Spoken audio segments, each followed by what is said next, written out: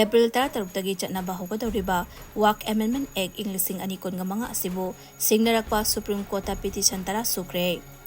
Lok Sabha amasung Rajya Sabha da matang-matang pass tawkraba matungda President Draupadi Murmu na ayaba piduna chatnaba hogadawraba Waqf Amendment Act ing 2025 bo singnaradunam leibak asigi khwaidagi wangnaba wailsang oriba Supreme Court of India da file tarokpa petition ngarang phawbada tara Sukhre hairi Petition sing asigi manungda hojik AIMIM gi Lok Sabha gi MP su oriba Asad Owaisina Mangzul Thaba petitioner oina court asida ek asi chatnaba yaroi haibagi maram sing piraduna petition file tawrkhibani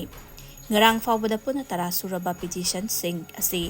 tha asigi tara tarukta Chief Justice Sanjeev Khanna na luchingba Just ahum gi bench na lokhatuna khanaragani bench asida Justice Sanjay Kumar amasung KV Biswanathan yauri petitioner singi marakta RJD gi MP amasung AAP gi MLA su yauri hari